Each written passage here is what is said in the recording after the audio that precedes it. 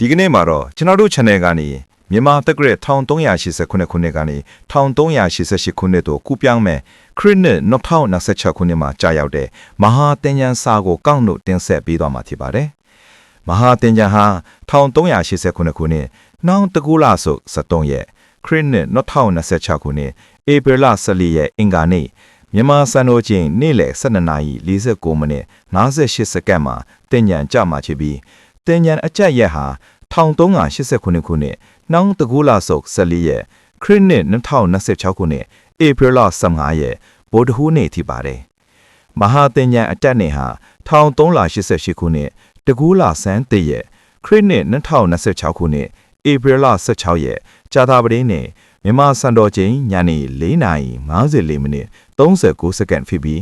နှစ်ဆန်း1ရက်နေ့ဟာ1388ခုနှစ်တကူလာဆန်း2ရက်ခရစ်နှစ်2026ခုနှစ်ဧပြီလ18ရက်တောက်ကြနေ့ဖြစ်ပါတယ်။ဆက်လက်ပြီးမဟာသင်္ကြန်ဟောကိန်းကိုပြောပြပါမယ်။ဒနုရာသီ၌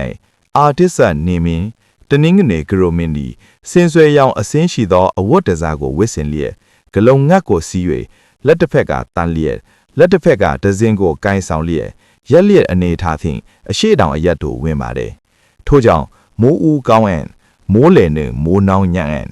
ပဇင်ပတုံစသောအတောင်ရှိသောတထဝါတို့ထူဖြောအံ့စစ်မက်များအံ့ပြည်သူတို့စိတ်နှလုံးခြောက်ခြားကုန်အံ့ပြည်ရွာမီးလောင်မှုများအံ့လူစင်းရဲလူကြွေတို့ဘေးဒဏ်တင်ကုန်အံ့ခီးသွွားကုန်းတွေတို့ဘေးဥပတ်ထေအံ့စဘာအတိအနံအထွတ်နှုံကောင်းအံ့အောင်အံ့ယဟန်ပုံနာတို့ဘေးဒဏ်တင်အံ့စစ်သူကြီးတို့ပြေးထွက်ကုန်အံ့ယခုနှစ်ဒီအာရာမအသင်ញံဖြစ်သောကြောင့်သင်ញံကြခြင်းတွင်ဥခေါင်းဆေးမင်္ဂလာပြုတင်ပါနေနေသားသမီးအလိုက်မျက်နာမူရမည်အရက်နှင့်အညွတ်များမှာတနည်းနေသားသမီးသည်အနောက်တောင်အရက်သို့မျက်နာမူ၍ဒန်းညွတ်နှင်းကံကော်ညွတ်ဆောင်ပါတနည်းလာသားသမီးသည်အနောက်အရက်သို့မျက်နာမူ၍အုံညွတ်မြင်းနေစာညွတ်ဆောင်ပါအင်္ဂါသားသမီးသည်အရှိတောင်အရက်သို့မျက်နာမူ၍ကံကော်ညွတ်နှင်းတပြေညွတ်ဆောင်ပါဗုဒ္ဓဟူးသားသမီးသည်မြောက်အရက်သို့မျက်နာမူ၍နေစာညွတ်နှင်းတပြေညွတ်ဆောင်ပါဇာတာပတိသားသမီးသည်အရှိအရက်သို့မျက်နာမူ၍ဇီးညွတ်နှင်းသီးညွတ်ဆောင်ပါတောကြသားသမီးသည်တောင်အရက်သို့မျက်နာမူ၍တပြေညွတ်နှင်းဒန်းညွတ်ဆောင်ပါစနေသားသမီးသည်အရှိမြောက်အရက်သို့မျက်နာမူ၍သီးညွတ်နှင်းအုံညွတ်ဆောင်သည်ဥခေါင်းဆေးမင်္ဂလာပြုလုပ်နိုင်ပါれခုနှစ်ရက်သားသမီးတနစ်စာဟော့စဒန်အနဲ့တနင်္ဂနွေသားသမီးများသည်ဆွေမျိုးမိတ်ဆွေများနှင့်အစင်မပြေဖြစ်တတ်သို့လေအလုတ်အကင်တွင်အောင်မြင်မှုရရှိမယ်ရတရာအနေနဲ့မွေးနေ့နနက်10:45မိနစ်တွင်ကံကော်ညွတ်ညညွတ်ဖျားလူပါအကျိုးပေးကနန်းမှာ3ည3ခွန်ထပါလေတနင်္လာသားသမီးများသည်လုပ်ငန်းသစ်များအကောင့်ထင်ဖော်ရမည်ဖြစ်ပြီးအမှုအခင်းနဲ့အတိုက်ခံတတိထားပါရတရာအနေနဲ့မွေးနေ့နနက်9:36မိနစ်တွင်ဖန်တီးစွန်ကတ်လူပါအကျိုးပေးကနန်းမှာ4 6 8ဖြစ်ပါလေအင်္ဂါသားသမီးများသည်အတိုက်ခံလေးအောင်မြင်လေဖြစ်မိဖြစ်ပြီးခရီးထွားလာမှုများမှာအခွင့်အလေးကောင်းရမယ်ရတရာအနေနဲ့မွေးနေ့နနက်8:29မိနစ်တွင်ထောဘတ်သမင်ကတ်လူပါ